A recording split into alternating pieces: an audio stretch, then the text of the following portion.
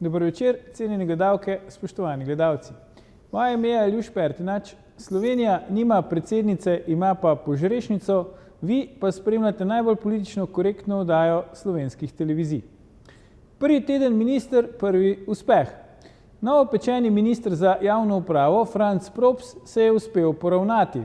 Ne s sindikati javnega sektorja, ampak svojo bivšo firmo SPL, ki je od njega na sodišču terjala 400 tisočakov.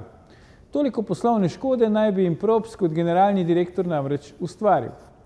Props denarja očitno ne bo vrnil, edino vprašanje pa je, ali ga bomo namesto njega morali slučajno mi.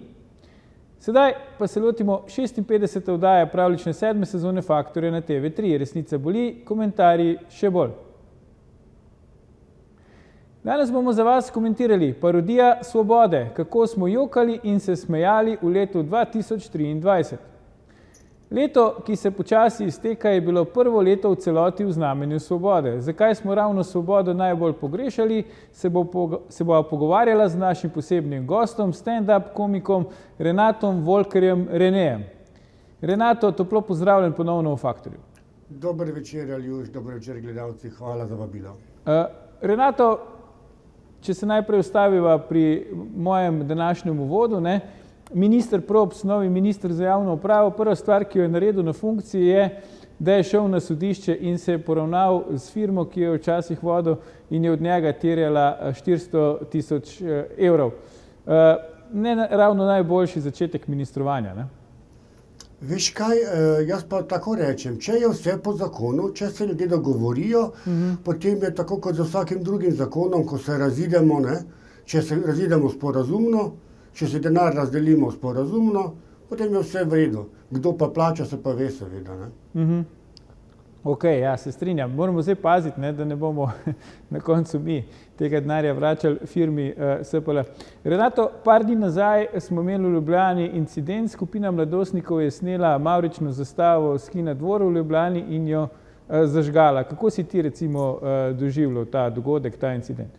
Jaz osebno sem že malo sit mahanja z zastavami mavričnimi, po raznih forumih, če hočeš, Ampak ta dogodek me pa je vseeno malo pretresel z tega razloga, ker je to šlo za kulturni dogodek, festival filma LGBT je potekal v Kino dvora, in se mi zdi, da je v tem primeru zastava bila čisto na mestu, da pa je nevidnost same LGBT skupnosti v javnosti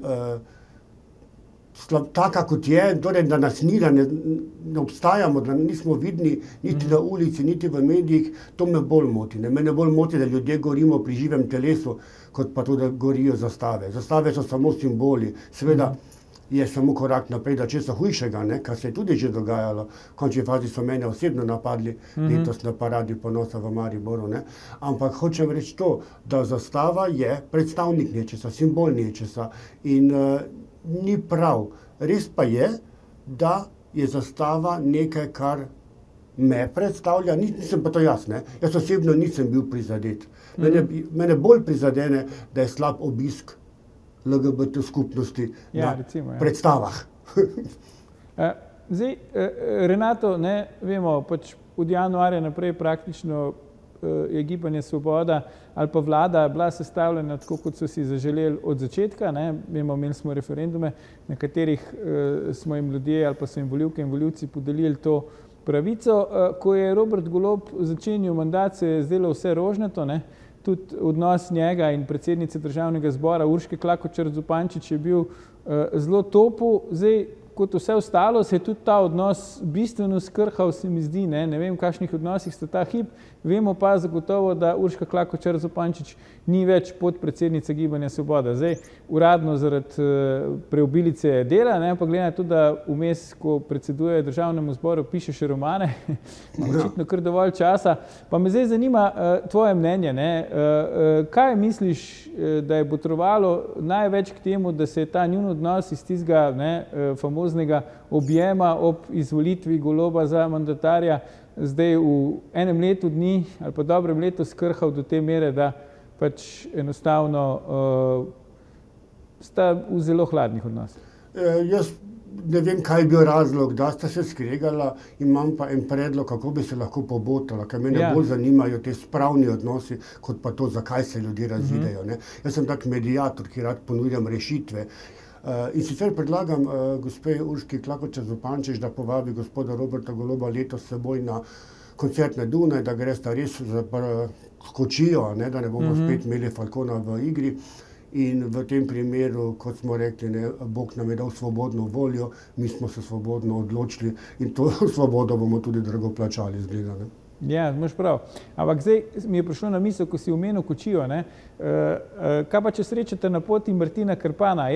Dan danes še imamo Martina Krpana. Zdaj snega verjetno ne bo, ne? Ampak ne moramo vsega poustvariti. A je pa kakšen Martin Krpan, ki ga lahko srečate na poti s Kočijo na Dunaj? Jaz vem, da je vedno več brdavcev, vse tako jih vidim, pa kobilic nam ne manjka, ne? Oziroma v žargonu, kot rečemo, imamo paradne konje in paradne kobile, a ne, čeprav pri konjih se ljudje ponavadi ne usajajo, pri izrazu kobila se pa zelo radi, čeprav sta predstavnika iste živalske vrste, a ne. Ja. In verjetno smo res vsi verjeli, da bomo, ko smo se osamosvajali, da bodo naši lipicanci, ne, in naše lipicanke, če to sploh obstaja izraz, da bodo kakali Mozartove kugle, a ne. Ja. Ampak nažalost še vedno imamo Nismo še tam, ja. Fige, ne, ki smrdijo po Dunajskem dvoru. Tako je, ja. Imaš prav, ne? Zakaj recimo misliš, da smo bolj občutljivi do teh prispodob, ko gre recimo za ženske v politiki, v javnem življenju, ko pa gre do moških? Se ti zdi to prav? Ko pa kadar gre za moške, se ti zdi to prav? Bi morali biti bolj zaščitniški do žensk, ali ne? Veš kaj, meni se pa zdi, da je prav, da je čim več žensk v politiki, da tudi one dokažejo, da so lahko v politiki enako nesposobne kot moški. Ker, a veš, zakaj bi samo mi nosili to težo? Podobno je bilo z zakoni z LGBT skupnosti, a ne? So nekoč rekli, da se ne bi smeli moški med sabo poročati, ali pa ženske med sabo poročati. Potem pa je nekdo rekel, zakaj bi pa imeli samo mi ta križ na sebi, zakaj bi samo mi trpeli, ne še oni malo, ne? Se mi zdi to nekaj podobnega. Ja, zadnjič sem videl kot zanimivost. Na družbenem omrežju je nekdo objavil, da je poročen, pa je pa nekdo drug od spod napisal v komentar, da naj ne deli osebnih problemov na tej platformi. Ja, recimo. Nekako v tem stilu, kot ti praviš, ja. Zdaj, Renato, zasledil sem, ko smo že ravno pri družbenih omrežjih, da te dni po Mariboru prodajaš dobrodelno kuhano vino, če sem pravilno razumel. Pa nam zdaj malo več povej, prosim. A veš, da ga res, pravzaprav lahko, da ga ponujam za prostovoljne prispevke. Aha, celo tako. Prodajati ga ne bi smel, ker me bo dal karija zagrabila za vrat. Ja, razumem, ja. Je pa res, da to počnem zdaj že jubilejno 4. leto, kajti pred 4 leti v našem prvem zimsko-jesenskem obdobju pandemije, ne, ko je bil prepovedano martinovanje najprej in potem še kuhano vino, sem se jaz odločil, sem rekel, mama, a imaš kako termoflašo? In mi je dala eno ogromno termosko in sem si jo obesil okrog vratu, napolnil s kuhanim vinom in hodil po mestu. In takrat sem jaz ponujal v Sloveniji prvo ilegalno kuhano vino v Sloveniji. No, naslednje leto sem potem imel, ko je bila že korona v celem zamahu, sem imel vino brez PCT-ja sem ga ponujal, pa grozdje ni bilo cepljeno in eni so hodili vsake 3 dni na poživitvenega. In potem so rekli, a za otroke pa nič nimaš. In sem začel otrokom deliti veganske žele bombone. In sem rekel, od mene ti bombončke lahko vzamete, dragi otroci, od onih stricov, ki imajo črne brke pa bele kombije, pa ne. In potem se seveda odrasli smejijo, otroci pa tako ne vedo, zakaj gre, dokler niso enkrat v kombijo, ne, po ime pa jasno. Tako da letos, 4. leto že zbiram dobrodelne, torej prostovoljne prispevke zbiram za društvo Upornik, ki pomaga ljudem v stiski in vsi Mariborčani, ki nas gledate, pa vsi okoličani, pa seveda diaspora po celi Sloveniji, če se boste bolje počutili ob božični večerji, dajte namesto Oče naša poslati na 1919 sporočilo Upornik 5 ali pa Upornik 10 in boste nekomu polepšali večer, ker molitev se sicer zelo, zelo lepo sliši in je prav, ampak na kruh je pa težko namažemo, ne. Torej, kdor ima željo pomagati nekomu v stiski, en SMS lahko pošlje, ne, 1919, Upornik 5 ali Upornik 10 in bomo zelo hvaležni. Absolutno se pridružujemo temu pozivu, se mi pa zdi, da mogoče se da oboje celo kombinirati. Se pravi, najprej pošlješ SMS, potem pa zmoliš en oče naš, ali pa celo obratno. Bravo, ali pa najprej, meni je pravzaprav vseeno, na kak način bo denar do nas prišel, ne? Ker v cerkvi kar pomaga ta molitev, ne, glede financ. Ja, sem slišal, da če želiš, da ti Bog pomaga, da zadeneš recimo na lotu, najmanj kar je, moraš vplačati listek, ne? Ja, res je. In jaz sem ga vplačal, ne boš verjel, prejšnji teden sem kupil 3 listke. In sem rekel, v tretjega gre rado, ne? Pa ni šlo. Ja, lej, moraš po moje ponavljati to, veš, zdaj bolj se bliža pač Božič in tako naprej, pa bomo videli, nikoli ne reci nikoli. Ampak Renato, zdaj, ko si rekel, ne, štajerski praznik si omenil, martinovanje, ki pač so vam ga prepovedali, ne, v času korone. Kako ste Štajerci sprejeli to? Zdaj, mnogi pravijo, da to največji štajerski praznik martinovanja. To drži? To je pravzaprav res, temu rečemo celo štajersko novo leto, ne. Čeprav za novo leto ne boš nikoli videl tako pravco pijanih po mestu, kot jih vidiš na Martinovo, ne. Dejstvo je pa v tem, da smo štajerska vinorodno področje, da nam je vino, ne, malo v krvi bi lahko rekli dobesedno. Zadnjič sem srečal kolesarje, so bili v mestu, pa enega policaja so imeli zraven in so opozarjali ljudi na uporabo lučk. Kolesarje luči na kolesu. In sem ponudil kolesarju kuhano vino, pa ga je vzel. Pa sem rekel policaju, a boš ti tudi en kuhanček? Pa je rekel, ne smem, sem rekel, a ja, saj res, ne, potem bi moral pa pihati. Je rekel, nimam nič za pihati zraven. In sem mu rekel, nič hudega, saj imam jaz. In sem se malo pohecala. Skratka, ja, Martinova je en tak praznik, ne, ki ga na Štajerskem enostavno ne moreš zatreti. In prvo leto, ko sem imel to moje kuhano vino, torej to je bilo po Martinovem že, ne, se je en deda z mano skril v en vhod, en tak house store, rečemo pri nas, in se je zjokal in je rekel, kam smo prišli, da moram na skrivaj kuhano vino piti. Ja, to pa res grozno. Jaz sem v bistvu reševal duše Mariborčanov v tem kriznem obdobju.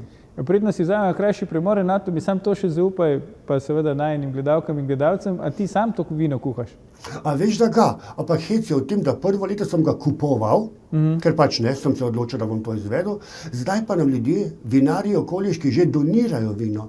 Nekdo je letos poklical, pa je rekel, denarja nimam, imam pa vino. A vam ga lahko pripeljem? In je pripeljal človek 240 litrov vina, ki ga bomo uporabili za kuhančka in seveda s tem ogreli marsikatero srce. Dobesedno na ulici, pa seveda ljudi, ki bodo deležni donacij.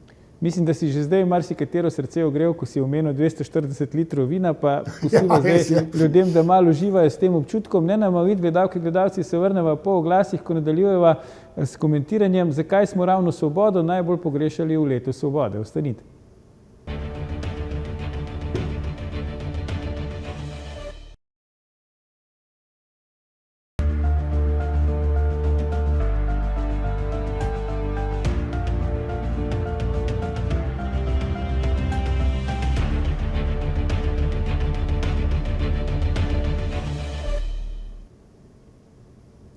Ponovno pozdravljeni, z nami je še vedno naš posebni gost, stand-up komik Renato Volker-Rene. Pogovarjamo pa se o tem, zakaj smo ravno svobodo najbolj pogrešali v letu svobode. Renato, tole me zanima, ne? Ti kot rojen Mariborčan oziroma dolgoletni Mariborčan, kakšna je klima v Mariboru, recimo, če jo tako primerjaš skozi čas, ne? Vemo, na začetku po osamosvojitvi, ob pač propadu Tama in tako naprej, kar nekaj let bilo zelo hudo, pa se mi zdi, da se Maribor si je malo pomogel, pa ste imeli tisto epizodo nesrečno z radarji. Kaj pa recimo danes? Kakšna je klima danes v Mariboru? Veš kaj, jaz sem lani bil na predstavi, ki jo je imel Vinko Šimek, torej Jaka Šravciger. Legendarni stand-up komik oziroma komik nasploh in Mariborčan in človek in medijska osebnost. In on je to lepo povzel, prav hvala ti za to vprašanje. On je imel predstavo, samostojno predstavo in je na začetku ljudi prosil, da vstanejo in izkažejo z minuto molka spoštovanje vsem tistim firmam in je naštel Lilet tam in vse ostale, ki so ga nekoč sponzorirali, ker zdaj je moral to predstavo sam financirati, ker jih ni več. Skratka, gospodarska situacija, ne, je nekoč podpirala tudi kulturne dejavnosti. Tega danes ni, nažalost danes zahtevamo, predvsem naš podjetnik, gospod župan, da bi kultura podpirala njega oziroma mesto, ne, da bomo zelo težko izvedli. Jaz sem kultura, ne? Bi Ja. lahko bil slogan Arsenoviča za naslednje volitve. Malo nekulturen slogan, ampak ja. Ja, vse to smo že navajeni od naših politikov, da kulturni preveč niso. Ampak Renato, kaj imate v vodi ali pa v vinu, kot si rekel prej, ne? Da imate toliko vrhunskih nekih komikov, zabavnih ljudi, intelektualcev v Mariboru, recimo tudi Partljiča in tako naprej. Ti, ne nazadnje, ne? Imate smisel za humor, Mariborčani, Štajerci, zakaj? Veš, kaj je ta satira, ta cinizem, ta sarkazem, to je v bistvu, to so prvi znaki nemoči, ne? In ko pride do neke situacije, v kateri se čutiš nemočnega, pa začneš na jezik rast, ne? Ker enostavno se začneš obnašati kot neke vrste lakmusov papir, bi lahko rečel, ne? Intelektualci, komiki, glasbeniki celo, ne? Začenjamo potem v tem slabem iskati nekaj smešnega, kar nam potem pomaga preživeti na nek način. Tako recimo moj današnji sponzor je recimo Rok Snežiča, ne? Ja, no, to sem te hotel vprašati, ker Rok Snežič je tudi neke vrste komik, da ne rečemo komedijant. Seveda, on je doktor prava, ne? In doktor menedžmenta nepremičnin. On mi je danes uniformo dal, ne? Recimo, ima isti slogan, na moji eni roki piše work hard, skratka delaj trdo, na drugi strani piše stay humble, torej ostani skromen, tukaj pa v japonščini piše vozi Maseratija. Tako da jaz se čudim v bistvu, da ljudje Roka ne jemljejo bolj resno, ker on je pravzaprav dokaz, kako slovensko šolstvo še zmeraj zelo, zelo dobro deluje. On je študiral pravo, on je študiral davčne utaje in s svojim delovanjem dokazuje, da to naše šolstvo, ta njegova izobrazba absolutno stoji. Kje ste se vidva, Renato, našla z njim? Je on pristopil k tebi ali si ti njega prosil, da bi bil tvoj sponzor? Kako sta začela sodelovati? Jaz sem mu Maseratija prodal, ne, in tam to je bil najin prvi kontakt v bistvu, ne. Pol pa, ker ni plačeval pač ne, obroko, pa sem ga vsake toliko odpeljal s pajkom. Zdaj smo ga pošenkal, sem rekel, dosti malo, da se mi več, ne. Ampak je pa dober človek, mislim, je vredno, ne poslovnež, se zgledujem po njem, nimam nič proti njemu. Ja. Si se ga naveličal, mislim Maseratija, ne Snežič? Ja. Ok, v redu. Zdaj, omenil si... Ni moja barva. Ja, omenil si mariborskega župana Arsenoviča, ne. Zdaj me zanima, ob 3 zjutraj, ne, greš po temni ulici, Renato, ne, in srečaš bodi si ljubljanskega župana, bodi si mariborskega. Koga bi se bolj ustrašil? Ojoj, a veš, da sem tudi to temo nekoč obdelal na stand-upu, ne boš verjel, prav to je bilo. Ker ko je naš župan Arsenovič prvič zmagal, takrat, ko je gospoda Kanglerja premagal, ne, sem šel jaz v volilni štab in sem mu podaril granitno kocko. Po poti sem enostavno brcnil vanjo in sem pobral, dal v žep in pridem jaz v štab in on zmaga, pride ven na ulico, Gosposko ulico in mu dam tisto kocko in mu rečem, gospod Arsenovič, v imenu ulice, v opomin in spomin. Pa sem mu dal kocko, ne. In potem sem jaz mislil, da njega ne bo treba kamenjati, da je to za Kanglerja bilo rezervirano, ne, ta naša grobost. Jaz sem predvideval, če bo Arsenovič kaj, ne, da ne bom rekel grde besede, ampak če bo kaj slabega naredil, ne, da ga bomo dol pri Dravi, ker imamo lepo alejo, vrb, da ga bomo tamle obesili. Pa damo potem lahko še Jankoviča zraven, pa Koper da Popoviča zraven, da se končno dobijo. Imamo celo alejo Srbov lepo ob Dravi. Jaz sem mislil, da bo Hrvati z avtobuse gor hodili. Leljak bi to organiziral 100% zastonj, brez soka, brez sendviča. To je bila cela romarska pot. In to je bila neka podjetniška žilica, ki jo bi gospod župan moral razumeti, ne. Ampak ker je Večer, časopis Večer, to mojo šalo povzel, jih je zdaj lepo vrgel ven iz njihove rojstne hiše in jih naselil v svojo, kjer ima on na Gosposki prostore poslovne, ki pa niso njegovi, pač pa njegove žene. In tak Grimsov sindrom je v bistvu, ne. Ni moje, je ženino, dajmo pa seveda v isti žep, ne. Razumem, ja. Ampak je to nek fenomen ali pa se mi zdi trend, ne, v Sloveniji očitno pač ljubljanski župan imaš občutek, da je vse njegovo v mestu, zdaj mariborski župan imaš občutek, da je vse njegovo v mestu, omenil si že bivšega koprskega župana. Zakaj misliš, da so nam Slovenci všeč taki župani, ki v bistvu na koncu županujejo sam še po svojih prostorih? Veš, da sem o tem razmišljal in sem dobil odgovor zdaj, ko so pred Rogom postavili spomenik mehkemu čaju. Verjetno veš, ne, seveda. Ne. Ja, vse to me zanima. Ja. Kaj ti recimo na to, kot pripadnik manjšine, ne, ki je tu? Pol črke je pod zemljo, pol pa je zunaj, ne. Ja. In jaz sem rekel, zakaj je to? Prvo, cigani ne bodo mogli ukrasti tega, ne, ker je pač pregloboko zakopano. Drugič pa, to je en dokaz, ta spomenik, no, evo ga, da imajo mnoge Slovenke, pa tudi kakšnega Slovenca poznam, ki imamo radi trde, mehke čeje. In na ta račun verjetno ti župani tudi funkcionirajo. Ne? Moški se z njimi identificirajo, ker to so v končni fazi zdaj neke vrste padre padrone, skratka močna roka. Ne? Ženske pa imajo take moške, ki imajo močne roke in ki so vplivni, precej rade, če tudi ne rade priznajo, seveda. Ne? Ja, absolutno. Ampak zdaj recimo, če bi primerjala, če bi recimo postavila Slovenija, ne vem, spomenik mavrične zastave, bi se ti identificiral s tem spomenikom, ker pri tem mehkem čeju je marsikdo tudi izmed izbrisanih ali pa ljudi, ki so po poreklu iz bivših republik nekdanje Jugoslavije, rekli, da se ne identificirajo s tem spomenikom, da mislijo, da pač njihova črka v priimku, nekateri je celo nimajo, ampak tisti, ki jo imajo, pravijo, da pač to ni tisto, kar bi jih recimo najbolj definiralo. Kaj bi ti recimo rekel v podobni situaciji, če bi kdo prišel na idejo, pa bi postavil recimo, ne vem, spomenik mavrični zastavi? Jaz bi se čisto gotovo identificiral z vijolično. Potem ni debate. Maribor šampion, to je prva, ne? Ja. Dobro, letos verjetno, lani. Ja, letos, ampak vijolice cvetijo spomladi, ne? Ja, dobro, vijolice cvetijo spomladi, bravo. Vendar je šele december, tako da počakajmo, ja. Joj, ne boš verjel, kako se je gospod Marko Tavares, tudi moj recimo temu prijatelj, znanec, kolega, kako grdo se je revež držal, ko je moral obleči novi dres, nove KBM, ki je zelene barve. Ja, res? Ja, tako da vijolična pa zelena v Mariboru, sta delno, tudi rumena seveda spada. Čeprav med gej parado je bil izobešen plakat, oziroma čez ulico je napisal Maribor je vijoličen in nikoli ne bo mavričen. Aha, tako da jaz bi še zaradi tega hotel imeti, da je mavrični spomenik nekje, malo izkljubovanja. Je pa res, če bi dali vsi slovenski klubi barve svojih dresov skupaj, nastane Mavrica. Bi nastala Mavrica, ja. Brez problema. A štejete v Mariboru čas potem, kdaj je Maribor prvak Slovenije, pa kdaj ni? Jo, to je bilo leta gospodovega nazadnje, ker se ne spomnimo več tako dobro.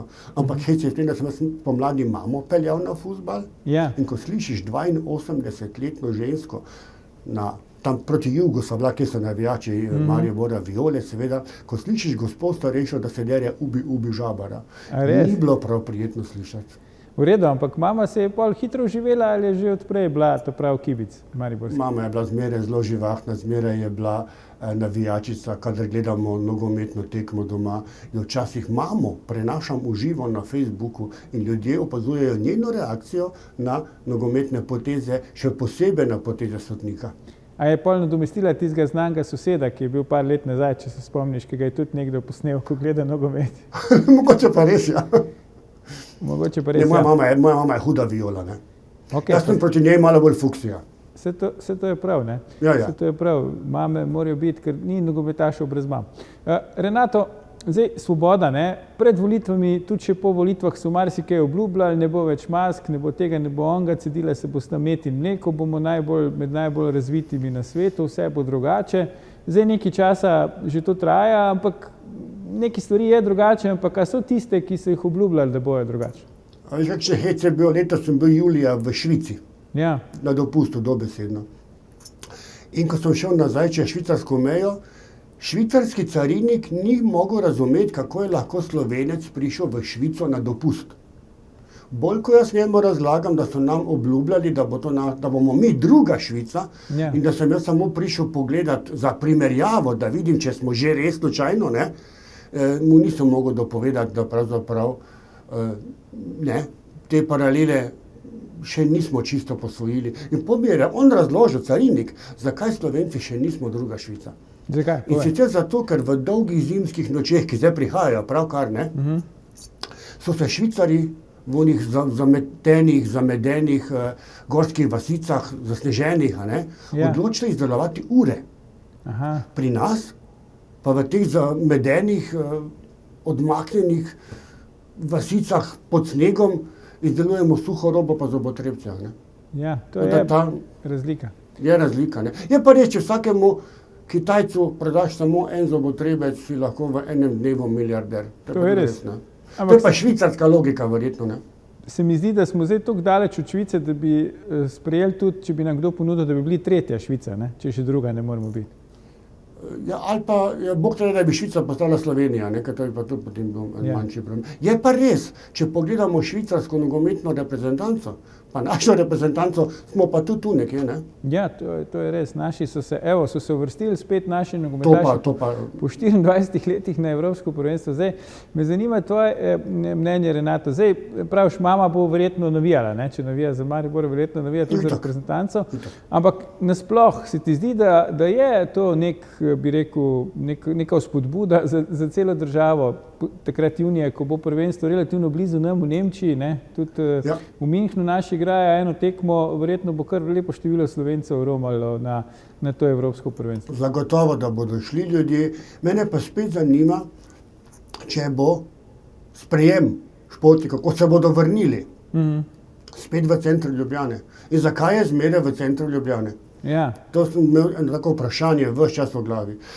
In potem sem dojel, da je lahko samo na Tromostovju, na trgu tam, torej Republike ali pa na Kongresnem trgu, ne, kjer pa navadi so sprejemi, iz enega preprostega, praktičnega razloga. Ja, ker v Fužinah in v Savskem naselju se ne moreš privoščiti, da se dereš mi Slovenci ali pa kdor ne skače ni Slovenci. Razumem. Se pravi, ti predlagaš, da bi bil sprejem v Mariboru, če te prav razumem? Ja, naj bo okrog Martinovega, potem bomo gotovo imeli zelo dober obisk. To bi bil pa malo odložen sprejem, ne? Ja, kaj pa vem, mi bi se pripravili, to bi imeli kondicijske priprave celo poletje, verjetno v pitju, ne? Bi lahko imeli reprezentanco tudi na pripravah v Mariboru, to ne bi bil problem po moje, tudi če je odloženo. Smo imeli pa eno zaresno, ne, če zdaj malo obrnemo tudi na resno stran, ta najin pogovor, preizkušnjo letos te grozne poplave, takih praktično še nismo doživeli, vsaj odkar je Slovenija samostojna. Recimo, kako si ti takrat to doživljal, tako po človeški plati, me zanima? Veš kaj, zdaj, evo, pa se nam zajca pod nos potaknil. Ja. Jaz sem nekoč živel pred leti v Trzinu in Domžalah, torej blizu Minša pravzaprav, torej, kjer se je tale reč dogajala, ki jo vidimo na sliki, ne. In poznam ljudi, ki so bili v teh poplavah osebno prizadeti, tako rekoč, ne. Ampak to, kar se je pa zdaj zgodilo, seveda, ne, pri deljenju denarja za odškodnino Sandiju Zajcu, mislim, da je Sandi, ne, je pa spet pokazalo to slovensko naravo, ne. Če meni krava crkne, ne pa še sosedu, ne pa da bi vsi med seboj pomagali, kaj šele nekako pošteno delili stvari, ne. Ampak je to na nek način, ne, seveda nobenemu ne privoščimo to, kar se je njemu recimo zgodilo, ampak je taka, bi rekel, taka cankarjanska slovenska zgodba, ne, se pravi, pač on rešuje tuje otroke, medtem v hiši poplavi, čeprav razumem, je pač njegov zakon oziroma razmerje tudi razpadlo, skratka neka kakofonija, ne, po eni strani se smejiš, po drugi strani se jokaš hkrati. Ja, jaz upam samo, ne, da bo iz te zgodbe on prišel kot in da bo ostal junak, ker junak je. Je pa res, da ni bil verjetno edini, ki se je kot gasilec izkazal. On je postal tak simbol, ne, ta fotografija, nek simbol je postal verjetno preko te fotografije. Ampak to je, vidiš, dokaz, kako močni smo ali pa ste mediji, ne, kako lahko eno osebo najprej povzdignemo do višav in čez nekaj časa jo popolnoma potunkamo, ne. V bistvu se je Sandi samega sebe rešil te otroke, sam pa je zdaj skoraj utonil v teh poplavah novic in govoric in vsega tega nakladanja in ogovarjanja in tračanja, ne. Ampak generalno bi ti rekel, da smo Slovenci solidarni ali imamo kakšne omejitve pri tem? Jaz mislim, da smo solidarni, ampak do te mere, ko se nekako tema vrtijo okrog otrok. Ker otroci se mi zdi, da še zmeraj, ne, za otroke gre, bi lahko rekla, ne, tista točka, ki nas nekako združuje, za katero verjamemo, da so nemočna bitja, ne, ki pač potrebujejo pomoč. Ko pride pa do pomoči, ne, odraslim ali pa nekomu najbližjemu. Zadnjič sem slišal eno zgodbo, je rekel prijatelj, je rekel, veš kaj, sosed ženo tepe, zdaj že z mojo 2 meseca poslušava, prav na steno dava uho pa poslušava in zdaj smo jaz dovolj vsega tega in sem rekel, nocoj pa grem jaz tja, če se bo še enkrat zgodilo. Je rekel, prijatelj, a pa si šel? Je rekel, a si nor, a da me moja ubije. Ne, to je ta naša medsosedska pomoč. Radi govorimo, radi prisluhnemo, ne radi pa se izpostavimo v bistvu, ne, in pomagamo nekomu čisto konkretno. Imaš prav, ne, pri teh družinskih tragedijah, ki se pri nas občasno zgodijo, ko se nekomu kar zmeša, potem pobije vse pa še sebe. Sosedje ponavadi zmerom rečejo, da so bili fajn družina, so se zmerom razumeli, ni bilo z njimi težav. To pa v glavnem samo zato, ker so jih oddaleč opazovali. Ja. Ali pa niso dovolj dobro prislanjali ušes na steno. Ja. Renato, je pa tudi v času svobode pri nas dovoljena zaplemba živine, ne? Imeli smo že prvi primer, kjer so kmetu krave enostavno odpeljali. Kaj pa praviš na to? Jaz sem celo potem slišal, da so te krave bile že v zakolu, da so si potem denar potalali in naj bi šli menda v Prago na večerjo. Skratka, govorice o teh kravah so bile izredno hitre, a ne? Nekaj podobnega se v Mariboru dogajalo z nekimi parcelami pa spujsi, krško-poljskimi prasci, ne? Ki so jih naselili v...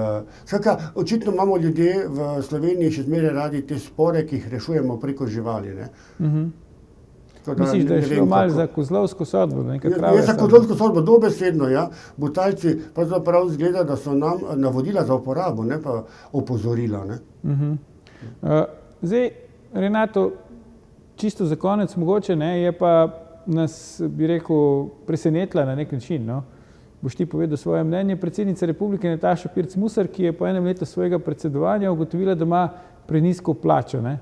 Pa me zdaj zanima, kako si ti doživljal najprej to njeno kandidaturo, to, da je bila izvoljena, zdaj to njeno predsedovanje in to njeno ugotovitev, da bi rabila večjo plačo, ker govori več jezikov, ker ima recimo znanstveni naslov doktor znanosti in tako naprej. Ja, verjetno je od začetka, ko se je spustila v kandidaturo, vedela za višino plače, ne.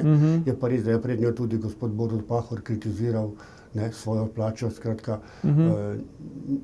ni šla v to funkcijo, da tako rečem, zato, da bi se okoristila, ne, to verjamem, da ne, ker v končni fazi okoristila se je že na drugačne načine. Ja, to je že dala skozi. Ja, to je dala skozi, tako da to ne vem, če je to faktor, ne. Mogoče pa rabi za bencin, za motora, ne. Ampak recimo, se mi zdi, no, da vse neko ogorčenje javnosti je bilo, ampak že v štartu, priznam, jaz sem bil presenečen, boš ti povedal, če si bil ti tudi, ko je njen soprog se ni odpovedal temu nadomestilu, ne, ki ga ima partner predsednika oziroma predsednice republike, 15% njene oziroma njegove plače. Vemo, Pahorjeva, ne, partnerka Tanja Pečar ni prijemala tega denarja, zdaj Aleš Musar, soprog Nataše Pirc Musar, to prijema, ni videti, da bi on potreboval ta denar, ni videti, da bi ona potrebovala ta denar. Si ti pričakoval, da bomo Slovenci bolj recimo na to odreagirali, posebej zdaj, ko so časi težki, je neka vse splošna draginja, grozi nam celo energetska revščina s to novo omrežnino, ne, pa vidimo, da tisti, ki res imajo, želijo imeti še več. Kako ti to dojemaš, kako si to razlagaš? Vidiš, jaz pa se tukaj ne strinjam s seboj, niti s komorkoli, ki njega kritizira, da tega denarja ni vrnil oziroma da ga ni zavrnil, ne. Jaz bi pa njemu dvignil plačo. Ker kdor mora Natašo prenašati, zasluži dvojno ali pa trojno. Ti bi zamenjal, se pravi, bi njej dal 850 evrov ali koliko približno dobi, pa njemu to, koliko dobi on. Recimo, ja, ali pa da vse napolne, ker kdor mora s to žensko živeti, ne, si zasluži več kot pa 850 evrov brez skrbi. Imaš prav, ja. To je res, ja. Ampak na nek način tudi mi jo moramo prenašati, ne. Zdaj, a bi morali mi njemu plačevati ali bi moral on nam plačevati, ker jo moramo mi tudi prenašati, ker predsednica je vendarle naša, ne moramo si zdaj slepiti, da ni. Je naša, ampak recimo, no, zdaj, ko si me glih na vašem pismu spomnil, jaz si predlagam, če hoče imeti dodatni zaslužek, ne, da se tudi ona kot predstavnica Slovenije pojavi na Eurosongu. Ker jaz sem namreč zagotovil, zdaj grem Ravena, ne, naša pevka, Krokar je, v bistvu Krokar je v prevodu Ravena, ne, njo bodo zdaj poslali RTV, mimogrede tudi jaz sem svojo pesem letos na EMO poslal, pa nažalost so potem si spremenili pravila. Aha, v čem si pa si pa prepeval oziroma bi prepeval? To pa ostane skrivnost, mogoče gre pesem drugo leto še enkrat. Okay, ne bo dalo še enkrat tega posla. Kuj železo, dokler ni vroče. Skratka, jaz mislim, da bi bilo fajn, da Raven gre, ker je Raven je dobra pevka in muzičarka in nekaj. Ampak, če res hočemo prepoznavnost, jaz si predlagam, da bi dali zraven še gospoda Lojzeta Peterleta na orglicah, ker je on nastopal že v Evropi in ima že nekaj ime. Potem bi dal za back vokalistko Urško Klakačič-Zupančič. Potem bi bilo zelo fino, če bi na štangi plesal gospod Borut Pahor. Potem bi pa bilo fajn tudi, če bi se na koncu pripeljala na motorju gospa Nataša Pirc-Musar, da bi imele potem še lezbike kaj od tega, ker veva oba verjetno, da je Eurosok in tak gejevski. Ja, pa je, ampak to, kar si rekel, zdaj ni slaba ideja, Renato, ker prepoznavnosti se mi zdi najbolj manjka Slovenija na Eurosongu, ali kako, ne? Pa mogoče lahko celo Golico a kapela zapojajo, ne? Mogoče, ja, to bi šlo. Ali pa samo odpirajo usta, pa pač ne. A veš, da sem za enega človeka spustil z tega seznama, ker sem se ta seznam pripravil. Dovolj, da ga pobrskam po tem mojem zapisku, ker vem, da mi je ena oseba, ker na Eurosongu ne vem, če veš, ampak 6 oseb je lahko hkrati na odru. Ja, tega pa nisem se vedel. Zakaj pa 6? Gospod Troha je lahko na kitari. Troha na kitari, ja. Ja, evo ga, pa imamo vse, ne? Zato Faktor nikoli ne gre na Eurosong, ker mi imamo že 7. sezono in 7 je več kot 6. Prepozno. Preodrasli. Ja. Renato, zdaj leto se počasi izteka, smo rekli hude preizkušnje, recimo poplava, potem diktatura svobode, predsednica republike, ki po enem letu ugotovi, da je edini problem v državi višina njene plače. Kaj nas čaka po tvoje v prihodnjem letu? V prihodnjem letu jaz verjamem, da se bosta končali obe vojni, upam vsaj, in ukrajinska in bližnja vzhodnja zadeva v Palestini. Čeprav je gospod Golob rekel, spomladi, da nas vojna v Ukrajini ne bo samo koštala, da bomo od tega imeli tudi profit, ker naj bi v Sloveniji imeli tovarno orožja, ampak jaz sem potem predlagal, nisem ni odgovoril, da bi najprej zaposlili ukrajinske begunce, da bi lahko delali v teh tovarnah, več, ko bi proizvedli, dalj časa bi lahko vojna trajala, dalj časa bi lahko uživali potem naše gostoljubje, pa še lahko bi povrnili seveda stroške tega, kar dobivajo.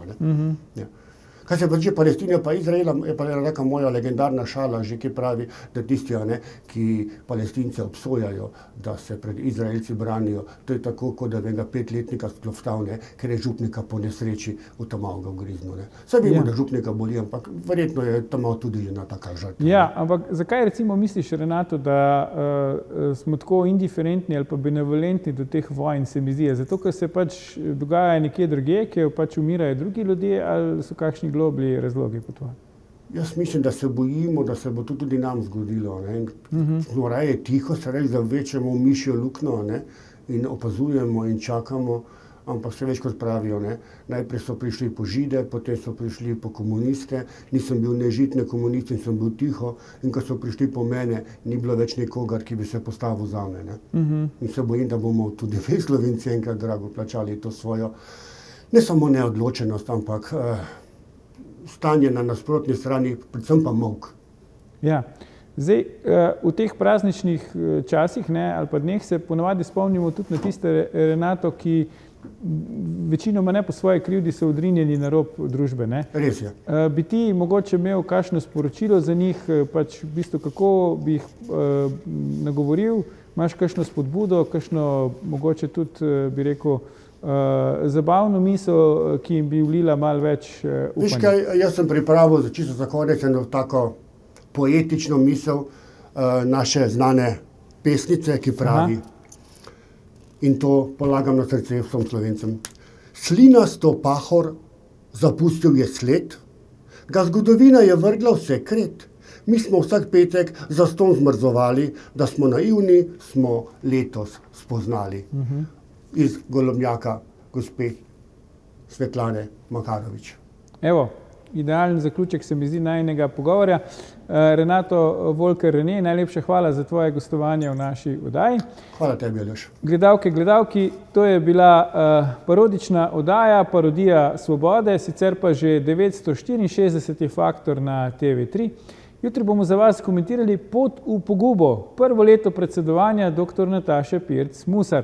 Ne zamudite, predvsem pa ne pozabite. ni vseeno, kdo kaj reče.